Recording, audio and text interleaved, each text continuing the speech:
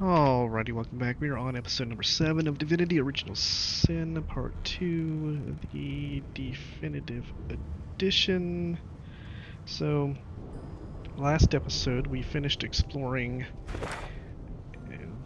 this first level of the hold, which was considered a tutorial deck, and encountered a bug with Hemwar, a prisoner that was being held at the back by a Magister Renard. And yeah, I spent most of that episode trying to track down how that bug worked, why it was doing it, but in the end, we attempted to free Hemwar and ended up instigating a fight with the Magister, which led to his death. Then when we opened the cell door, Hemwar proceeded to tell us that he was going to kill us. So, yeah. Anyway. So, last episode we went up to the deck to see whether or not a bugged version of Hemwar would pop up there, and he did not. So, we are back down here now, where Magister Renard and Hemwar are both dead. We picked up some quest. So let's first look at the tutorials, because this popped up, I think. Journal. Quest journal. New information was added to your journal. Press L to access it. Note that quest given explicitly to one party member will only show in that character's log.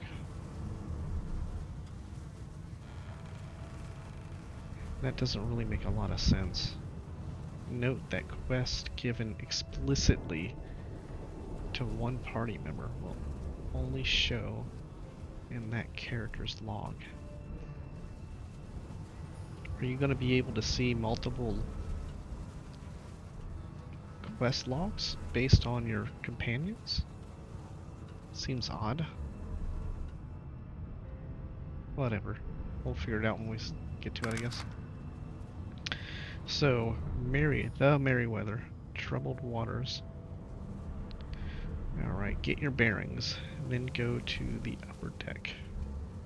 As sorcerers, we have been arrested by the Divine Order. The prison island of Fort Joy awaits. Okay. Then we have Hot Under the Collar, Yvanal Painray. Find someone to help you remove your source collar. I am bound by a magical collar that cannot be removed. And then we have Chronicles. Not sure the distinction between the two, but Chronicles. Let's look at chapter 1 of the Merryweather. Alright, so there are multiple entries. So, based on my experience with Divinity Original Sin 1 and the way it ordered its quest logs, the newest entries were on top, the oldest entries were on the bottom. So when you get multiple logs, you should be reading from bottom to top. So with chapter 1, the Merryweather, will we escape the Merryweather? So down here we have Lucian the Divine, the champion of the gods, sacrificed himself to save Rivaline from the void. His son Alexander now leads the Divine Order. The Divine's sacrifice did not buy peace. The rise of the Voidwoken brought the world death, destruction, and fear. Alexander's advisor Dallas noticed that the Voidwoken are attracted to Source. Alexander quarantined the sorcerers. We are aboard the Merryweather, on our way to the sorcerer colony of Fort Joy. We are told there is a murderer on board with us. Alright, well, first off, We have not been told that there is a murderer on board with us yet, so this entry is premature. But now that we've read that,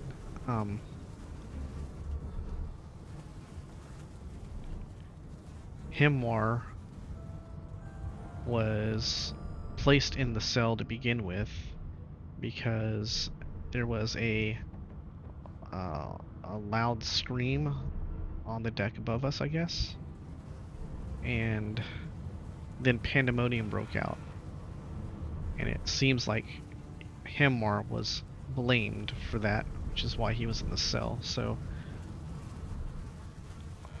they probably think Himwar was the murderer. But down here, so I'm not sure how this connects to Divinity Original Sin 1. Lucian the Divine, champion of the gods, sacrificed himself to save Rivellon from the void. His son Alexander now leads the Divine Order. So the Divine Order is who has captured us and put this collar on us.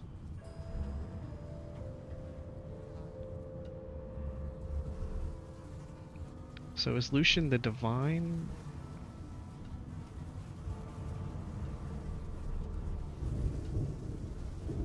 A god? He's a champion of the gods. So is he actually a divine being, or is he just a mortal man that has the title champion of the gods?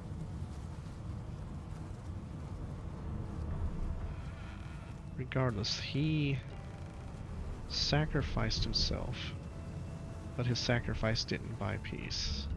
The rise of the Voidwoken brought the world death, destruction, and fear. So, at the beginning of the game, the opening scene was a sorceress, and it said that one drop of source lured monsters that attacked, and the Magisters blamed her, of course, and that was her plan. So I suppose the monsters that attacked were the Voidwoken, because the next sentence says Alexander's advisor Dallas noticed that the Voidwoken are attracted to Source. Alexander quarantined the sorcerers. So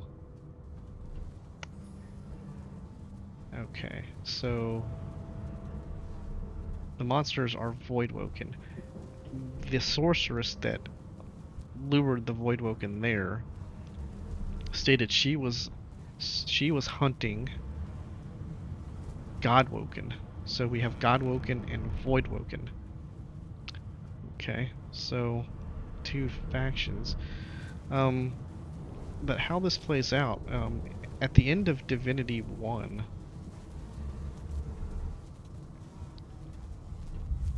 the two player characters, they were two source hunters and actually were two generals that had defeated the Void Dragon once, and then at the end of part 1 they defeated the Void Dragon for a second time.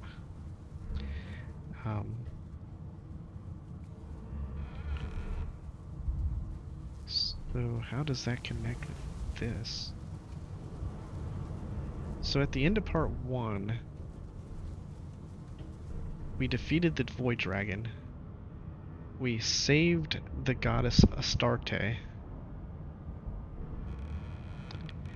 Presumably the Void Dragon that we defeated was placed in the God Box once again. And the God Box was forged by the gods to contain the Void Dragon, which we defeated prior to part 1. So prior to part 1, there was a war, a massive war between seemingly the entire universe against the Void Dragon, which was basically something that was bringing on annihilation of everything, annihilation of time, of space, of whatever, you name it. It was basically a black hole that was sucking in everything. but it was a dragon. So prior to the events of part 1, there was a war where there were 2 generals, actually 3 generals, but it focuses on 2, and those 2 generals ended up defeating the Void Dragon, becoming heroes of the universe, becoming the darling of gods, and attained some type of godlike status, like maybe demigods. Um, and then they went on to rule kingdoms, it seemed.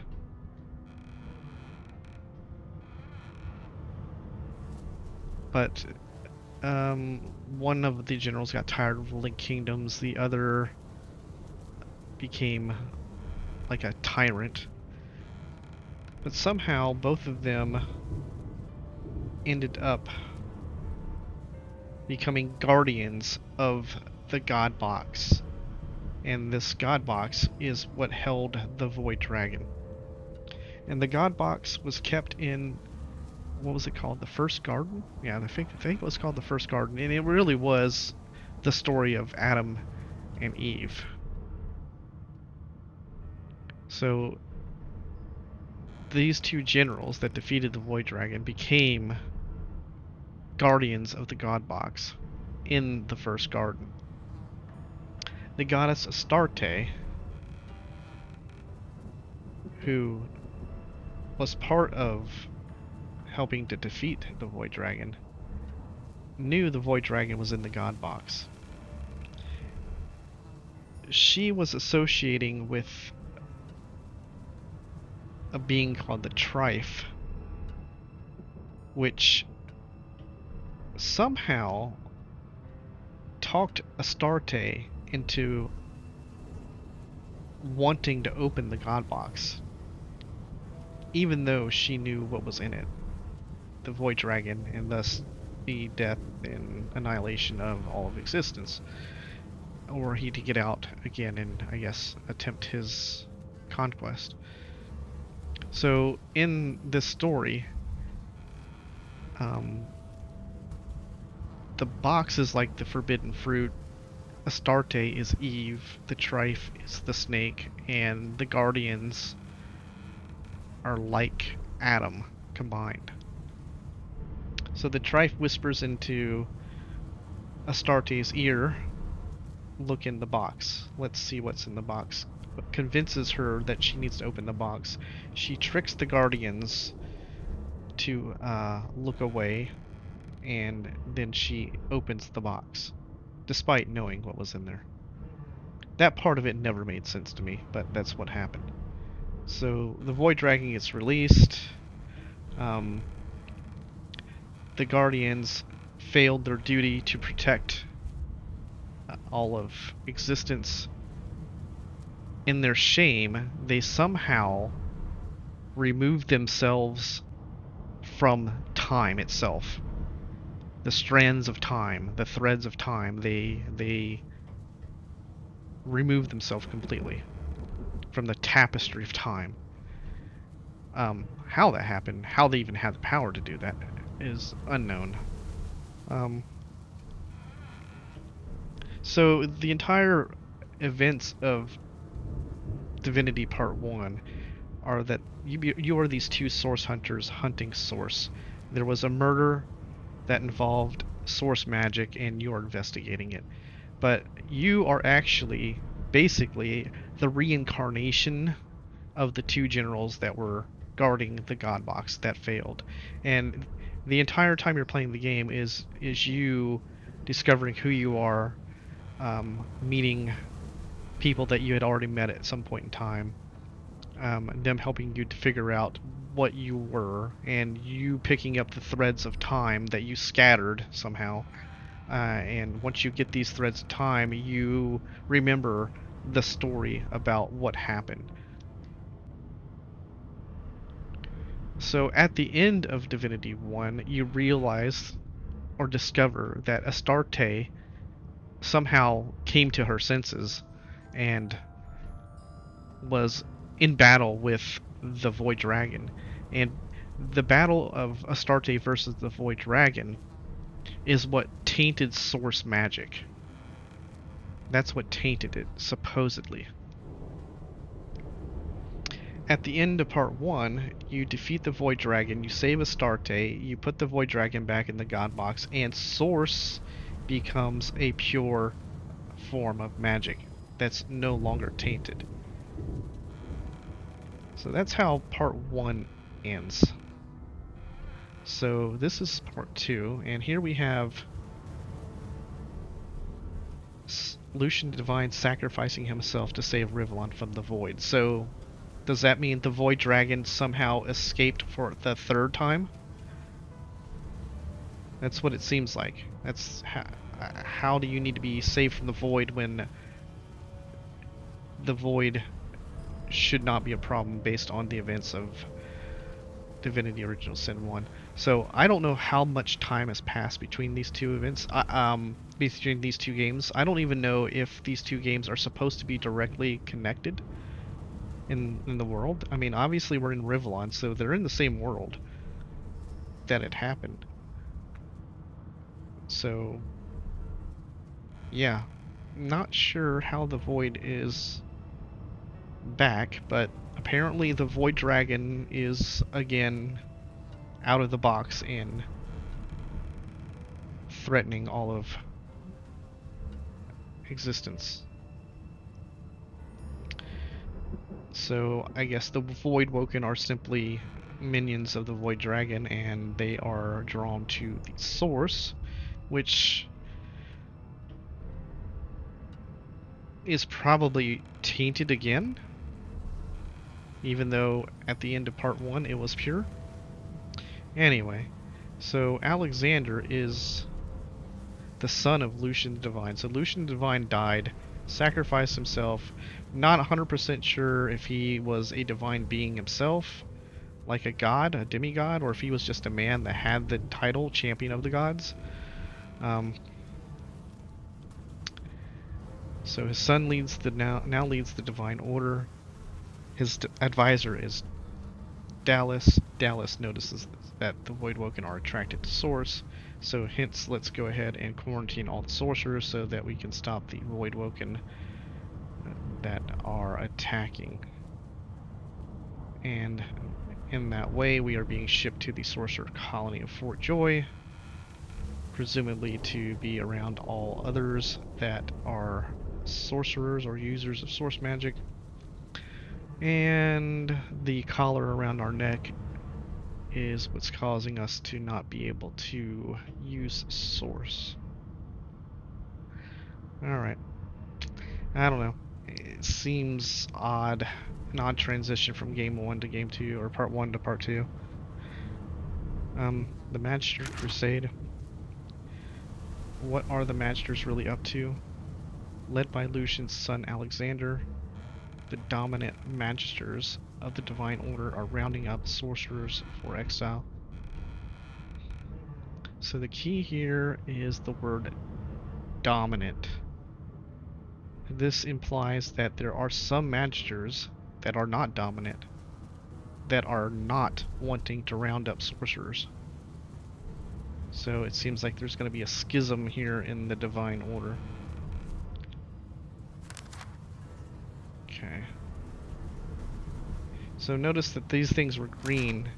It looks like a gamepad icon next to the quest, but they were green, and once you read them, they turn to black. There's little diamonds on there. Okay, little diamonds next to each text. Okay. So that's active, archive active. Alright, so yeah.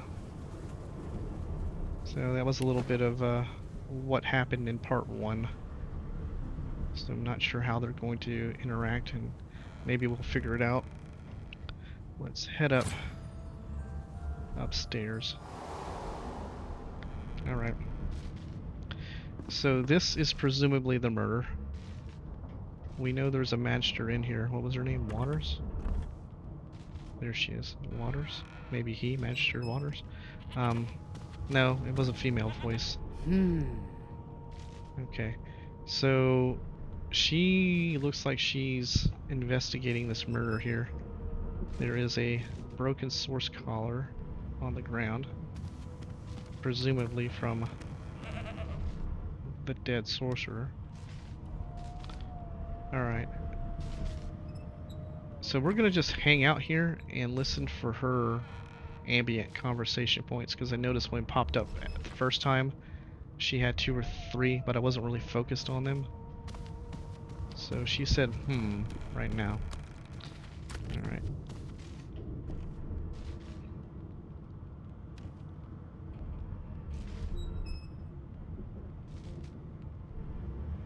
No lesions, no trauma. He was bled by magic. Alright, so apparently it is a he, and he was bled by magic. Bled by magic, huh? Alright, got some stuff over there. Let's see. Gold cup. Shiny. Got a jug there. That's not showing up as a tooltip though. I don't want to move because I don't know if I'm gonna trigger an encounter here. Did the murderer take him into this room? Or was he already here? Did the murderer take him into the room? Was he already in the room, huh? Well, judging by the blood, you would think he was dragged in here. And that he was... well, he was bled by magic, so maybe he was attacked somewhere else. No marks, no indications of a struggle. Alright, no indications of a struggle, no marks, bled by magic. Everything's spick and span. Nothing left to do, really. Everything's spick and span. Nothing left to do. Okay, so she has something to say too, huh? Spick and span. So it looks like he was attacked outside. So some magic started bleeding him and then he like crawled in here to die. But why would his source collar be broken here?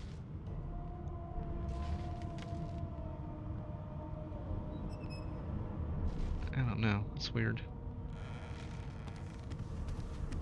What a well of knowledge this tome is. Dallas is such a dear lending it to me. Huh. Dallas lent Magister Saiwan an ancient tomb. So we know Dallas. Dallas is the divine... no, is Alexander's advisor. And Alexander is the leader of the Divine Order. So... that means Magister Saiwan must be pretty high up in rank if she's getting tomes from Dallas, who advises Alexander. What's that there? Poetry book. Man, there's a lot of things that are not showing up on the tooltips. Maybe I have to be closer to see it.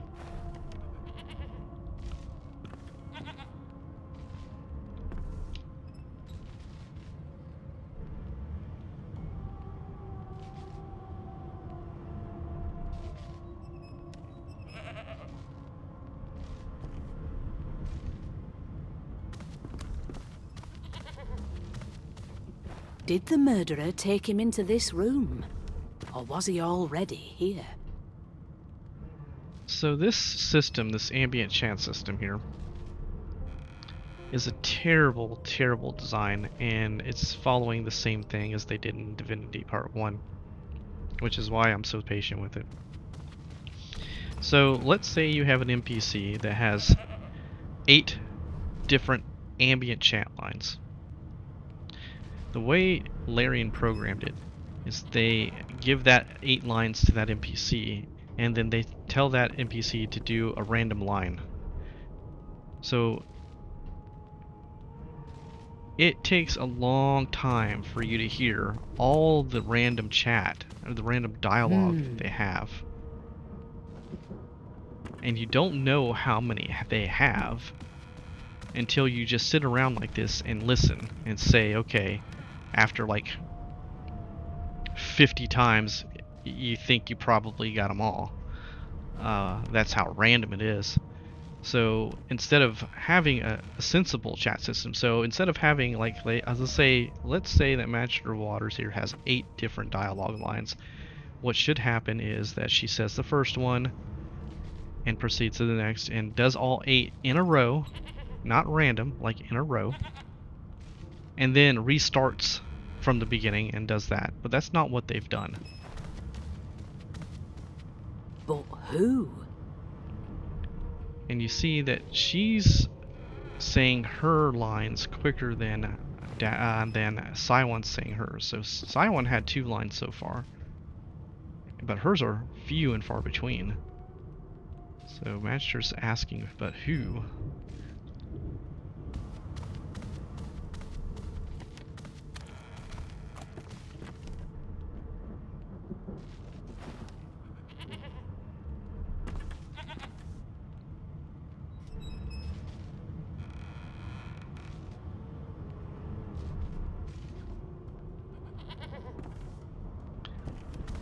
There's an NPC in Divinity Part 1.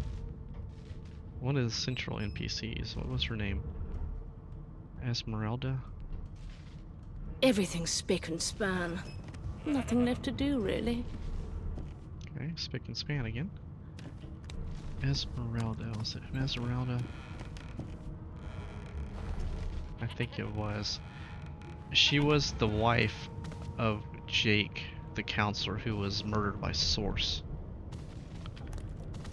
And when you clicked on her, there was a way for you to get multiple lines. Like when you clicked on her, she would tell you information about the city of Cyseal. Yes, this is a rare kind of magic. I'll need to write to headquarters right away. Alright, rare kind of magic that she needs to write to headquarters about. So Esmeralda, you could click on her and she would tell you a line about Rivlon, its history, the undead, and you literally could click on her who knows how many times, but she had over 18 unique different dialogue lines, but she did them randomly. So you would have No to click marks, no indications of a struggle. there. I clicked on that thing for a long time. And every time I clicked on it, I'm like, okay, it's over, and then suddenly she'll pop up with a brand new one. I mean, she had a ton of random lines. The difference was that you actually had to click on her to talk to her, as opposed to this type, where you have no control whatsoever. But this is a terrible system. It's an absolute horrible system, and I know why they did it. They want to make the world feel more alive, so they want to have NPCs talking and going on about their daily business, like, and it makes sense, but the way they implemented it sucks. It's just terrible. It's not so bad here where you only have 2 of these NPCs.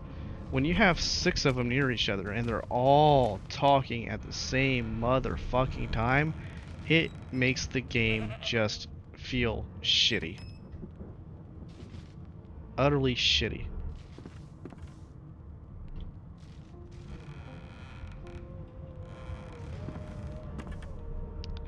Alright, so she's curious here. She says, but who?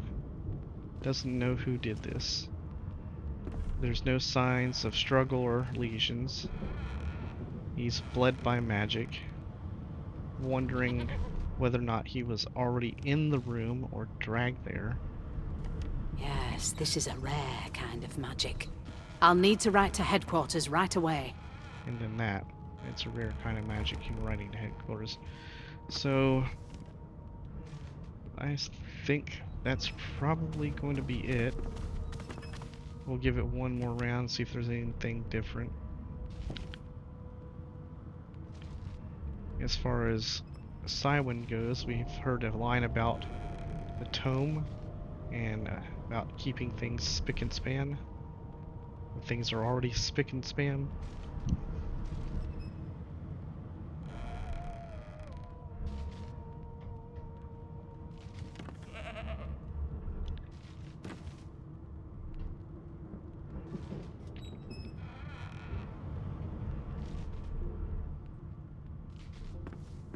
And now that I No saying that lesions, phrase, no trauma.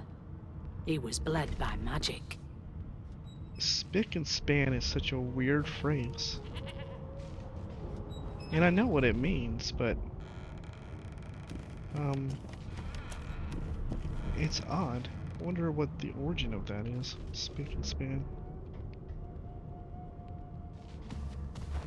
Now, where did I leave my calipers? Oh, look at that. She doesn't know where she left her calipers.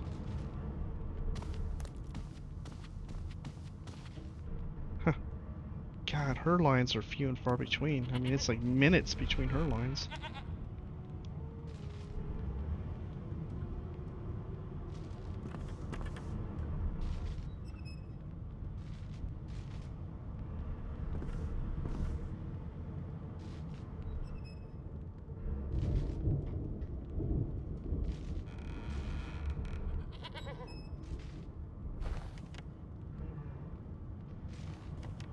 Hmm. Spick and span. Alright, I think we can be confident that we've got every line from Magister Waters. No Magister lesions, no trauma. He was bled by magic. Magister Cylon, on the other hand, we may not. Alright, so I'm gonna go ahead and attempt to move. We'll start with looting this area here. So let's go get that gold cup. Pick up that jug. Got a candle here. What do we got going on over here? A small tome. Laboratory stuff. Laboratory stuff. Mortar and pestle. Alright. Let's just pick up all this stuff and then we'll check it out. Cooking pot. Some laboratory stuff. Laboratory stuff. Mortar and pestle. Empty potion bottles. Good. More laboratory stuff. And a pot still. Okay. Pot still. So in Divinity Part 1, I think there was a total of like 2 pot stills in the entire game. And I only found one use for it. There was a quest that you had to create a liquor. And that was the only use I found for using a pot still.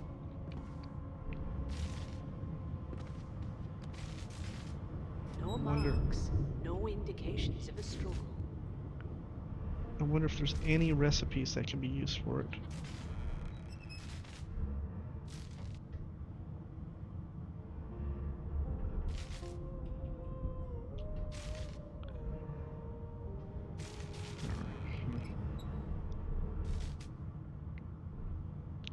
So right now I'm just focused on Dallas here and seeing if she's got anything new.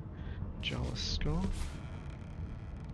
Not Dallas, I mean Magister Cylon.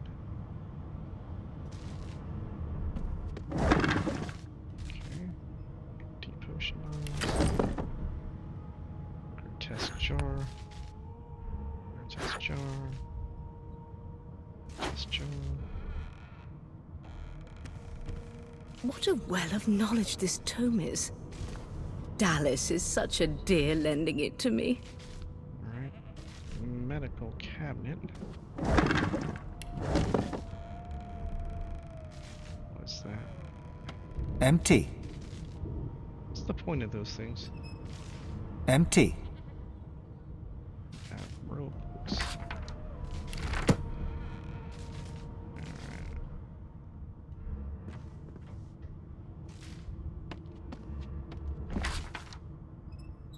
Ooh, we found a skill book. Look at this. Backlash. Alright. Yeah, we read this description of Backlash in the character creation screen. But it is a scoundrel ability. sheet of paper.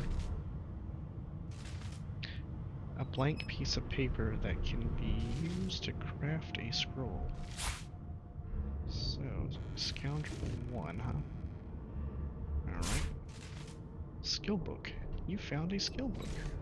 Read it to unlock a new skill. Understood. Tutorial log. You can recap all tutorial messages by viewing the tutorial log. I almost found it. Okay, so we got a skill book. Let's save that. It seems like that might be rare. So I intend to spend 1 point in Scoundrel on everybody to get adrenaline based on character creation, so that only takes 1 Scoundrel, and this can be considered a movement skill, really, because you can move across the battlefield with it. So it might be good just to have that on This anybody. is a rare kind of magic. I'll need to write to headquarters right away. Animal hide.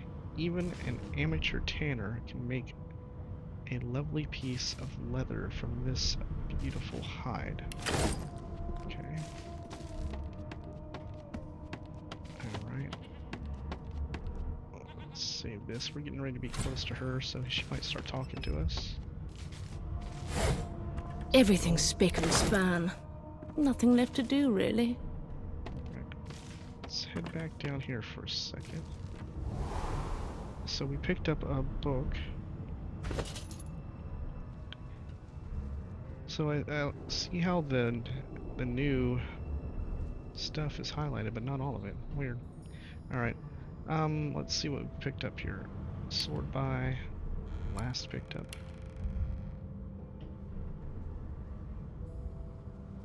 So does that mean it puts the last at the bottom? I guess so. Alright, so we picked up grotesque jars. Is that...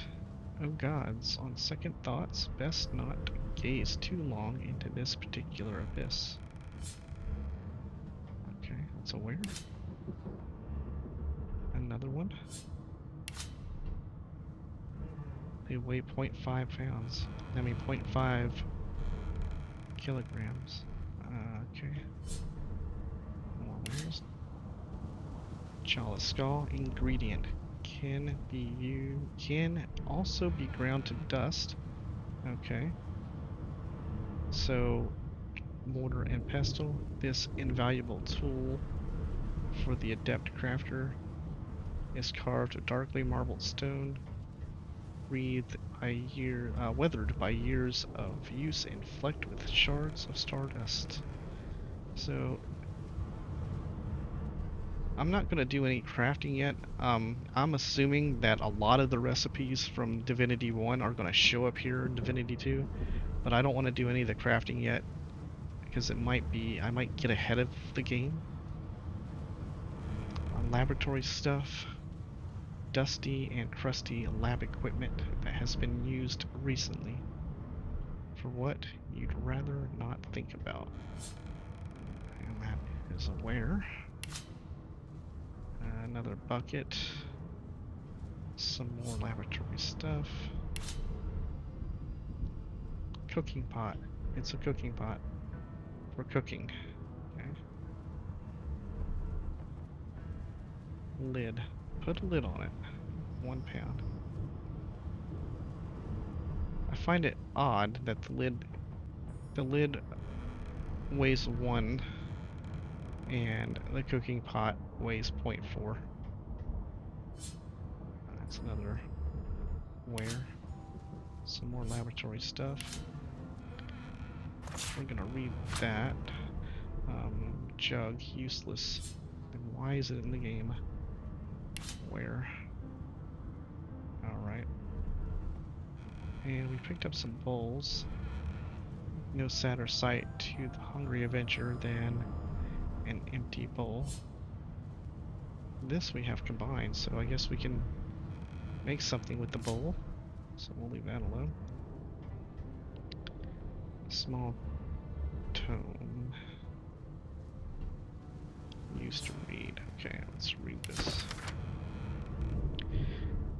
We have too long presumed Source as a virtuous part of civil society. Yet we need look no further into the past than the Source King's reign to understand the havoc such magics may wreak. One day, another order must follow in the Source Hunter's footsteps. Sorcerers must be muted.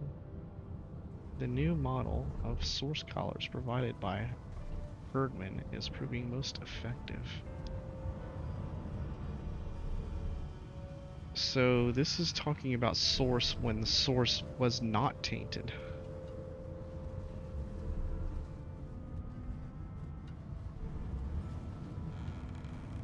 Because society knew that Source was bad when it was tainted in King Brachus's reign.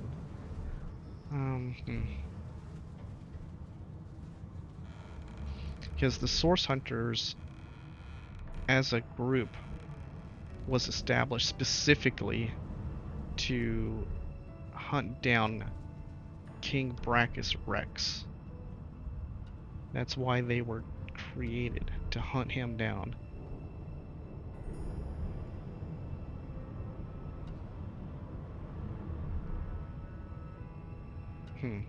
Okay. So it sounds like from this book that the Source Hunters no longer exist, and that this author here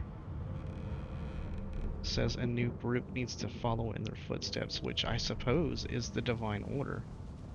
So it seems like in the intervening time between 1 and 2, there was a period where Source was pure and considered a virtuous part of society, and then the Source Hunters were no longer necessary, which would make sense based on the events of Part 1. And now this person seems to disagree that Source is virtuous and that we should have another order to control sorcerers. Alright. Okay. Oh. On the Silencing of Source. A short history on various attempts to mute sorcerers. Okay. So let's open up the backpack here. Let's go ahead and put that key in it. Can we read that? No. Okay. So let's head back up. I think we can go ahead and try to talk to Silent. Alright. So if we sneak... Alright, so we see her cone here. So if I use the Alt key, that's what that's for. You can see it before you sneak. But who? So, can I steal the tome? Alright, she seems to be pointed that way. Let's take a look at this. Why, you're looking a bit more chipper. Yes. Looks like that collar fits you snugly enough. Nice bit of work, even if I do say so myself. Okay, well, so she started saying something, and because I was sneaking, she interrupted her line to say the line, "Why are you sneaking?" That's so damn dumb. Alright, so let's go ahead and deal with her. Why, you're looking a bit more chipper. Yes. Looks like that collar fits you snugly It enough. seems as though there's a Nice bit pattern of in the work, blood even flow. if I do say so That myself. can't be natural. Alright, let's see how they started talking over each other. So, it's hard to hear what she's saying versus what she's saying. I mean, it's so annoying. Why, you're looking a bit more chipper. Yes. Looks like that collar fits you snugly enough. Nice bit of work, even if I do say so myself. Okay, so that's just a proximity conversation. Alright, so to test something now, if I go to options, audio, and voice overhead, apply, accept. Will that stop them from saying things?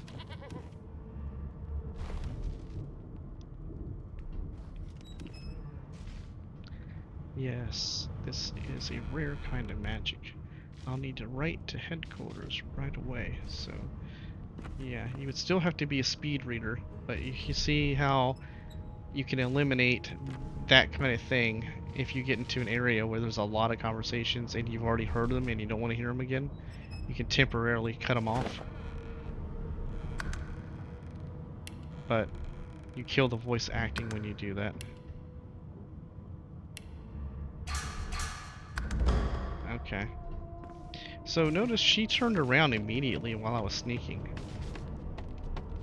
even though she was pointed away from me. I wonder if that was just pure coincidence or not.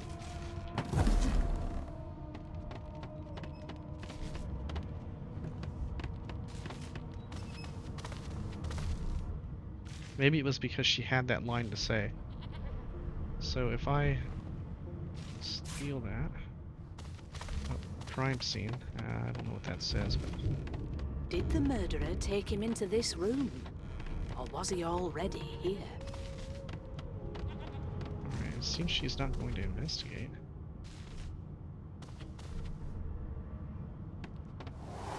Alright, that's kind of odd. Okay, so what this thing say about crime scenes? Social interaction?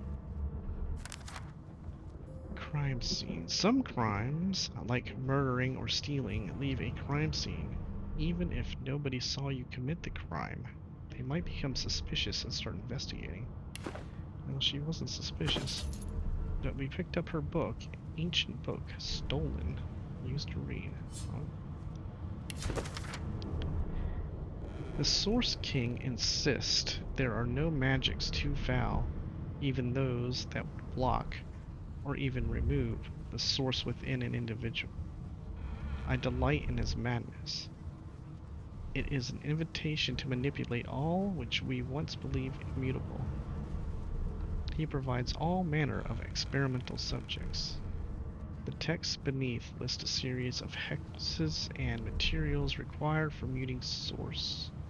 Some of those objects are circled in black ink and annotated as follows: helm, collar, mask. I wonder what was so important about this that Dallas lent this book to Siwan.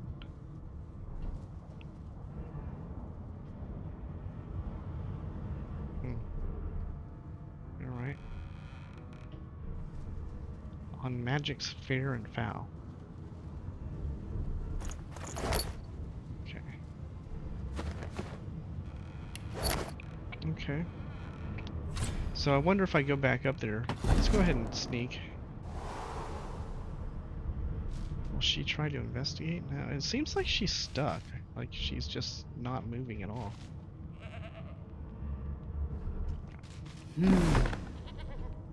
Let's go ahead and talk to her now. Maybe she'll look in my bags and say, hey, that's my book. I got a feeling that could happen.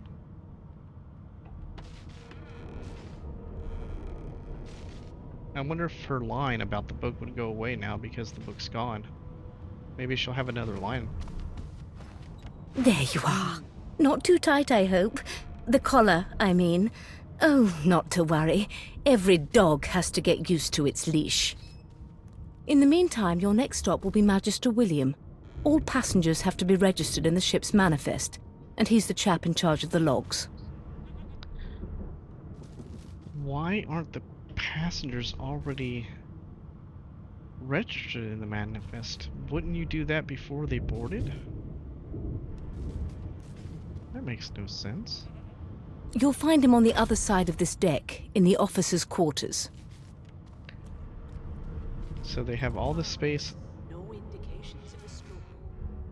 They have all the space on top that they could put this tutorial log on, but they choose to put it right where her text is. It's terrible programming. Alright. Tags. Tags determine what options are available to you in dialogue and how the world reacts to your party members. Custom characters have race, gender, and background tags. Origin characters have unique origin tags. Okay, so you'll find him on the other side of this deck in the officer's quarters. So we're supposed to report to a Magister William so that we can register in the ship's manifest, even though that's something...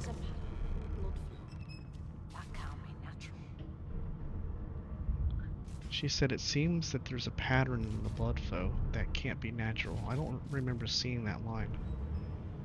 So there's a pattern in the blood flow that can't be natural. Anyway, so we have to talk to Magister Williams to register in the ship's manifest, even though we should already be registered in the manifest. Alright, let's take a look at...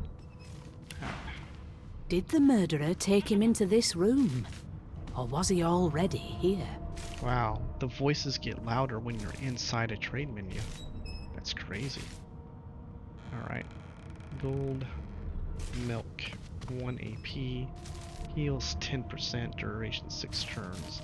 Still warm from the udder. Herring, 1 AP, effects unknown. Is it just you? Or is its eye who? following you? Fly, agaric, mushroom, 1 AP, effects unknown. Just a friendly little poisonous toadstool, minding its own business. Tusk, a fine trophy to commemorate the slaughter of an innocent beast. And tongs, a sturdy pair of blacksmith's pincers. Okay. Nothing there. Let's go ahead and save this. So we can say, mention that there was a little accident in the cargo deck. The prisoner's dead. Lean in and whisper that the Magister below decks suffered a fatal encounter. Okay. You pull at the thing around your neck futilely, demand to know why she collared you. We have the soldier tag. Give the Magister a quick salute and report for duty on the good ship. Question mark. Barbarian grunt. That you've never seen no wooden cave before. What is this place? Really? Take your leave. So they made the barbarian just completely fucking stupid? What, the barbarian is a Neanderthal? Like a caveman? He's just never seen a wooden cave? Did the murderer take him into this room? Or was he already here? That's just terrible dialogue. Alright, let's go with mention that there was a little accident in the cargo deck. The prisoner is dead. The prisoner's dead. Is he? Oh well. Some problems simply sort themselves, don't they? Okay, not concerned for him. Lean in and whisper that the Magister below decks suffered a fatal encounter. She frowns and peers at you closely, resting the back of one hand on your forehead and taking your pulse with the other. Taking your pulse. Delusions such as these are rare but not unheard of. I recommend a cup of mulled wine and another night's sleep. Just take it easy. Wow, that's rather dismissive. I mean, at the least she could have gotten one of her Magister lackeys to go down there to check the veracity of our tale. Okay. Take your leave. Alright, so I wonder if these are going to be mutually exclusive. Alright, there's a pattern in the blood flow.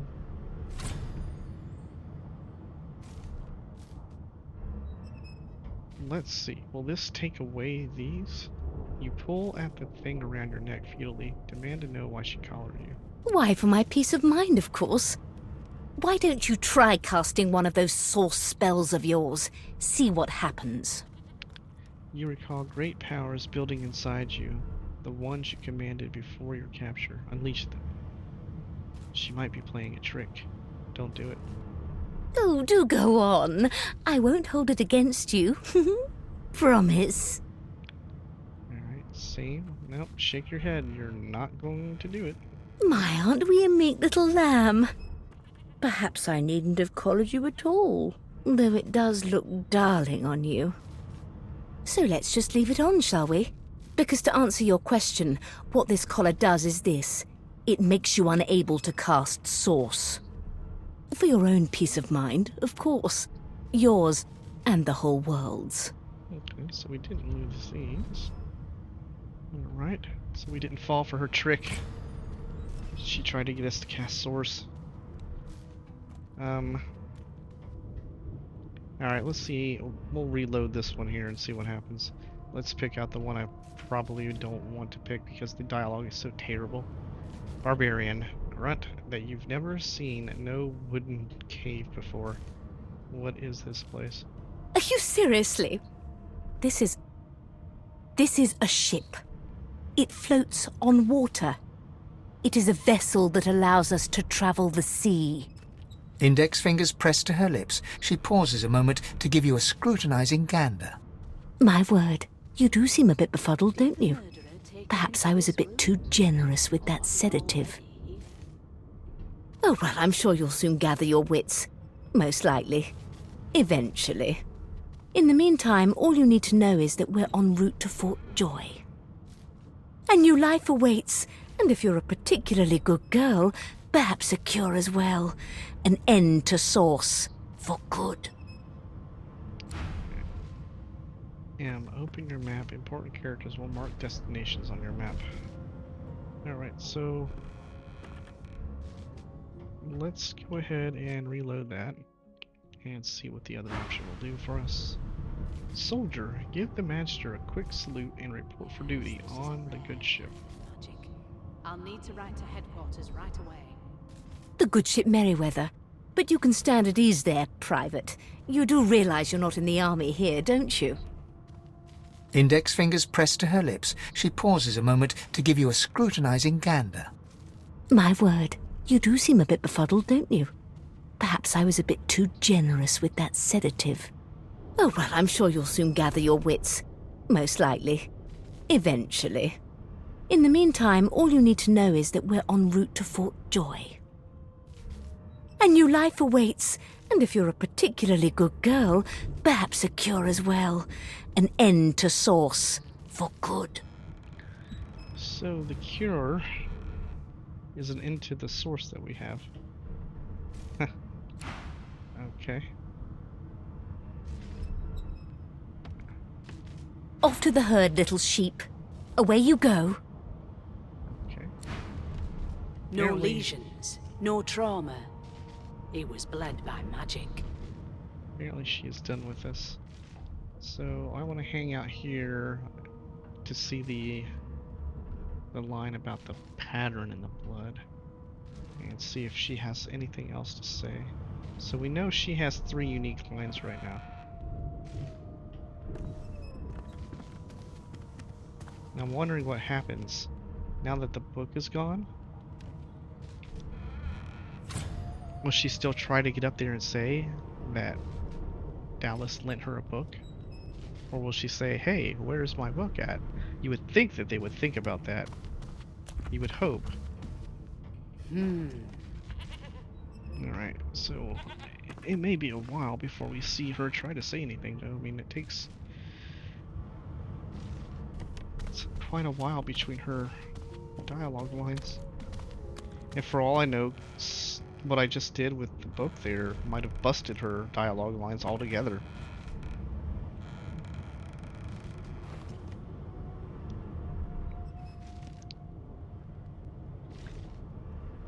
She might rely on that book to even have a dialogue. But who?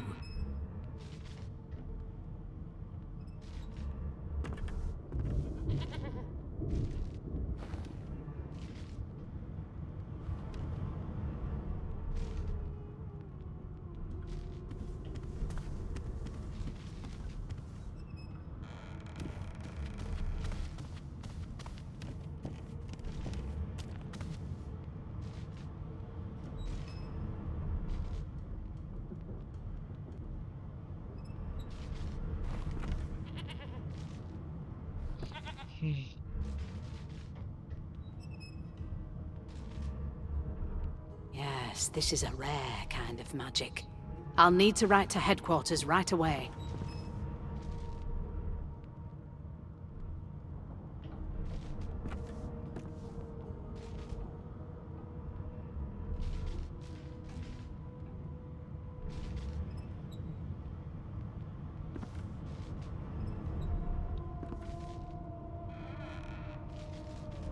No known associates. In fact, he seemed quite averse to spending time with the others. I think that's a new line. No known associates. He was averse to hanging out with the others, huh? Guess he didn't like his fellow sorcerers.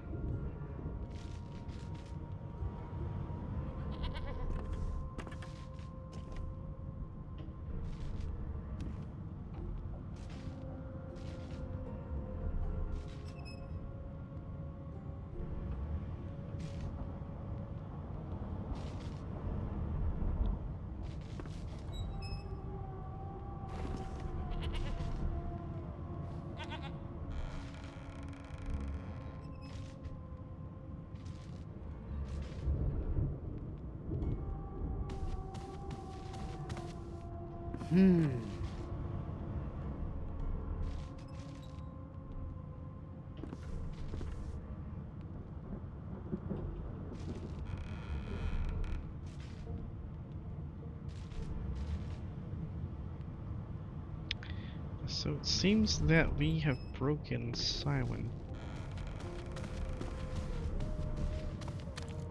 by stealing that book.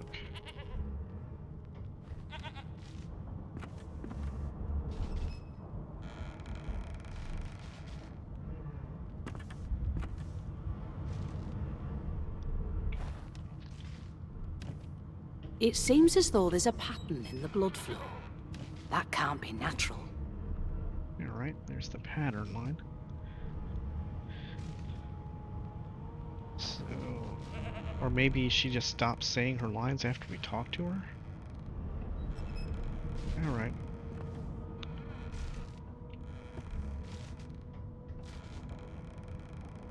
Alright, let's get down here.